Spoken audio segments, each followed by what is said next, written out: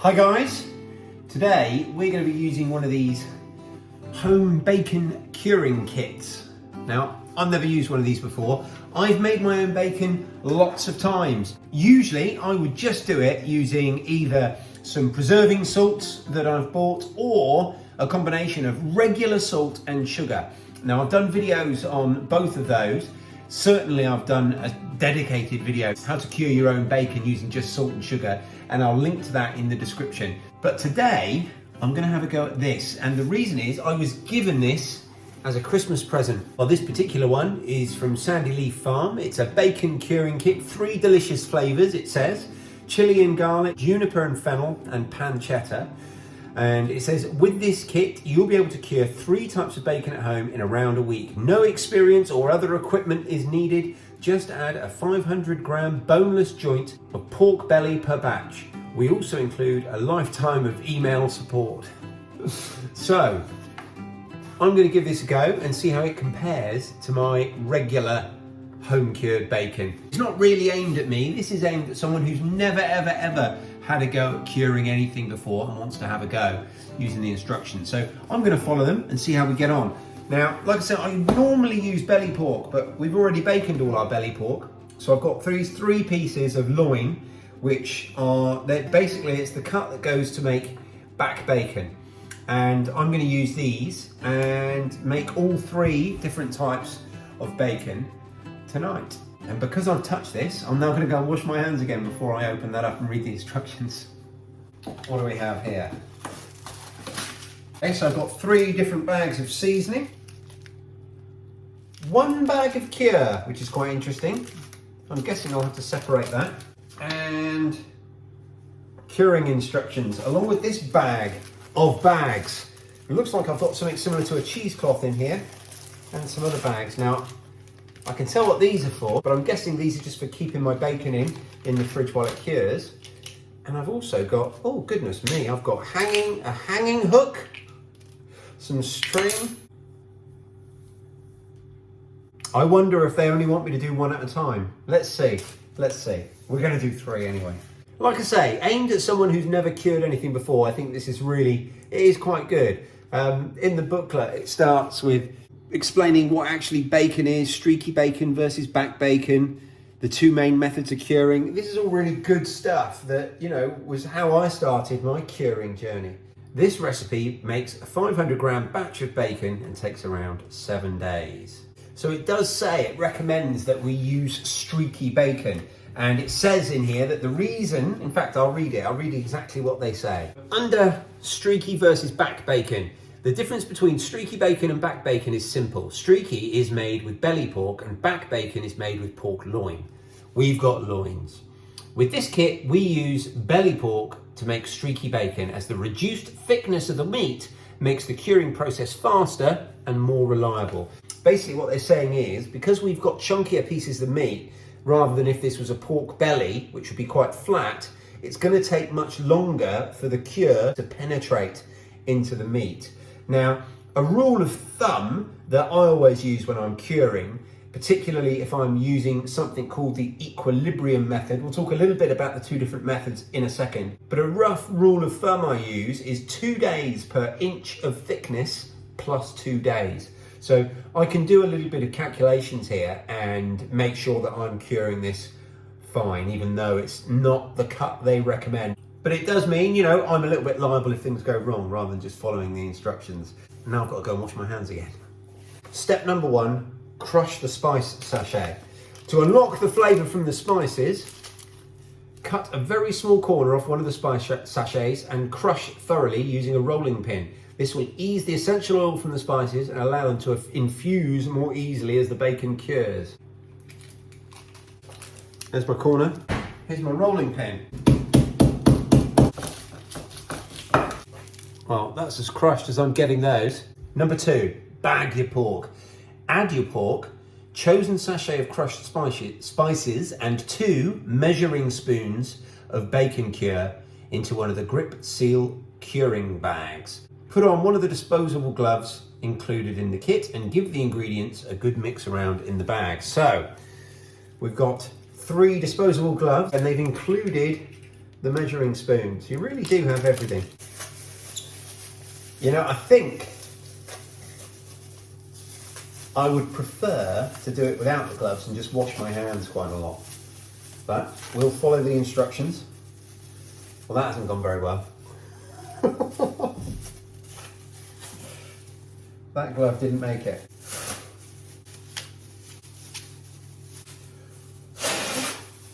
That might be the most difficult part of the whole process, getting these gloves on. Put our pork in there.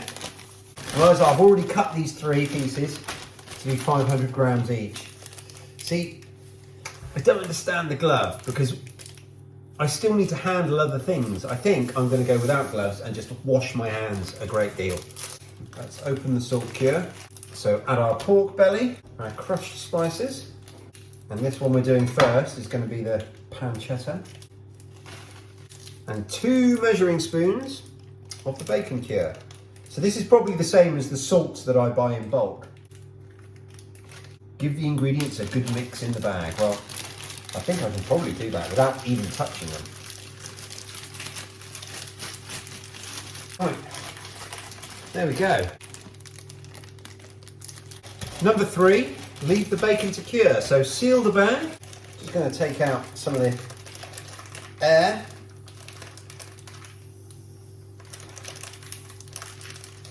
And then seal it up. There we go. Seal the bag and place it in the fridge to cure. Oh, here we go.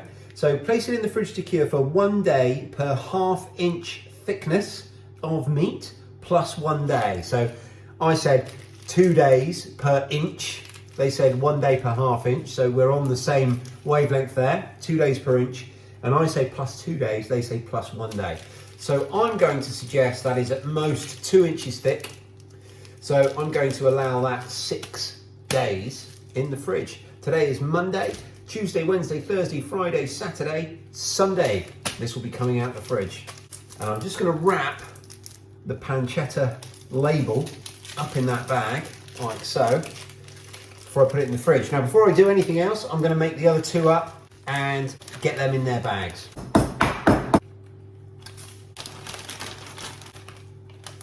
Next job is to put them in the fridge, and it says to turn them every 2 days. And how I like to do this, so we've got these 3 joints there, and how I like to do it is actually, I've got a dedicated fridge that is kind of my fridge. The rest of the family don't use it, or at least they don't use it for regular household stuff. And it's where I keep things like my milk kefir, my sourdough starter, yogurt when I'm making that, cheese, where I save things like rendered fat. It's the homestead fridge, and the tray in the bottom is where I do all of my curing.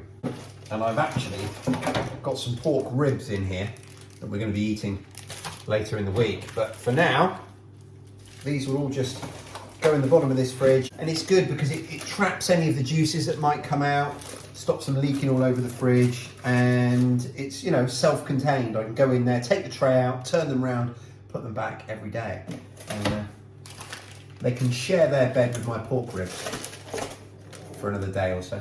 And that's that. So we'll leave them now for 6 days. Every 2 days I'll go in and turn them. I'll probably turn them every day after the first turn, because that's what I found to be slightly more successful with just getting everything evenly cured. But yeah, we'll be turning them regularly and then getting them out in 6 days and moving on to step 4. Okay guys, so it's now Monday night. I planned to do this on Sunday, but I've left it an extra day through just not having time to do it yesterday. One of the things about the equilibrium method, there's 2 kind of ways of dry curing bacon. And one is called the equilibrium method, and the other, I don't know what you call it, but I call it a saturation method. So in one method, what you do is you just cover the pork in salt and sugar, whatever combination you're using, and you literally just cover it in masses of it and then leave it to cure in the fridge. And in the other one, you very accurately, you weigh out the amount that's going to be penetrating into the meat, and you use that exact amount, and that's called the equilibrium method. Because basically what happens is the salt will penetrate the meat until equilibrium is reached, so you can't overdo it. It's a bit like cooking something sous vide. So I could leave that in there another couple of days. Nothing bad's gonna happen. But we've definitely left it in there long enough now, so let's have a look. That certainly is looking bacony to me. So let's go back in here, find the instructions and see what it says we do next. After the curing process is complete, remove from the refrigerator, rinse the meat thoroughly and pat dry with kitchen towels. Your bacon now needs to be air dried to concentrate the flavour and improve its texture.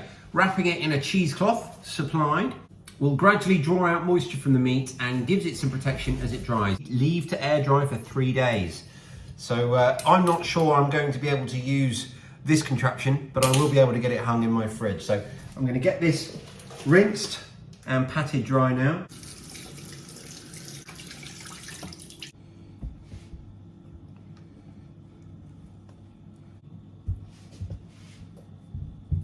I'm going to hang this in my fridge now and leave it for 3 days as it suggests, and then we'll have a taste test. I'm going to do this with all three right now. Speak to you in a few days. So here we are. Today is the day. Our bacon has been drying in the fridge for 3 days. So I'm going to slice a piece of this now. This is the chili and garlic flavoured one. I'm going to slice a piece of this and give it a taste test.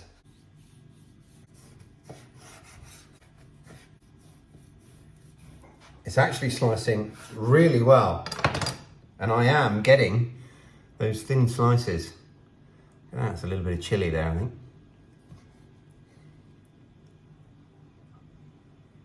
Slicing really, really well. So what I'm going to do, I'm going to try one piece right from the centre where the cure will have, got least effect, and then one piece from the very outside where the cure will have had the most effect, and see if there's a difference in the taste. I think there might well be in the taste insofar as the flavour of the chili and garlic, but there might not be insofar as the actual curing and the baconing, if you like.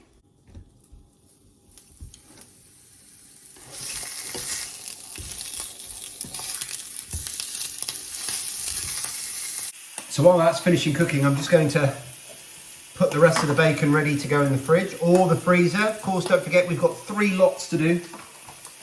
And I've got all of these lovely rashers cut, which I'm really quite happy with them and how well they've sliced. And then I've got these bacon bits that I've sliced out of what was left, the last little bit that I couldn't make into slices. But it will all get used.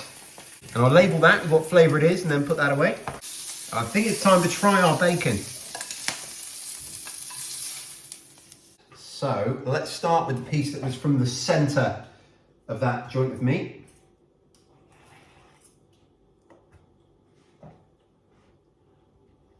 So it's cured fantastically, really bacony, great flavour, and I am getting that chili and garlic. A little bit stronger than I would have guessed, actually. If I was making a prediction about how strong the chili and garlic was going to be in the centre, I would have guessed less. So that flavour's really got in there really well. Now let's try a piece from the outside. Bacon's just amazing, isn't it? Overall, it's great. And yes, the outside piece does have an even stronger, quite a bit stronger flavour actually of that chili and garlic. So, what have we learned? Well, the first thing I would say is I actually would prefer my bacon to be without that extra flavour, the chili or garlic or whatever it is you're adding, most of the time. So I think for me, I would prefer to make it with just the curing salts. So where does that leave us? Well, I would say that these home curing kits, if you've never done it before and perhaps you're a little bit intimidated by the idea of making your own bacon, then these home curing kits are fantastic, because what they do is they hold your hand through the whole process. You buy one box, you know you've got everything you need, you just need to get your piece of meat and away you go. And you will have, judging by this, you'll get great results and you'll get great tasting bacon. I'm just gonna have another piece before it gets cold. It is really good. But what I would say is that you could do this on your own by just buying some curing salts, which would certainly save you some money.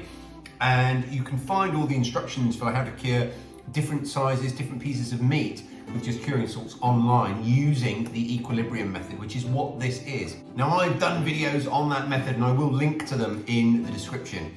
But overall, I can't fault this product. So if you're thinking of giving it as a gift, I think it would make a great gift. I've really enjoyed it, and I'm someone who cures bacon all the time. So, you know, I've really enjoyed it. It's a great gift, but it's also a great gift for you if you're someone who's a little bit intimidated by the idea of curing meat and you've not done it before and you've not made bacon yourself ever and you're a bit intimidated by it. It's a great way of getting your foot through the door because, like I say, it holds your hand through the whole process. You get everything you need and away you go. Now, I'm not in any way affiliated with this company, and you know, this is just one of many. I'm sure there's hundreds of different types of curing kits out there, and they're all going to be, I would guess, roughly the same. This one, for those that are interested, is from Sandy Leaf Farm. Sandy Leaf Farm Bacon Curing Kit. But like I say, I think you could do this without the kit, with just a minimal amount of research. I will link to a video explaining how you do all that, obviously, below.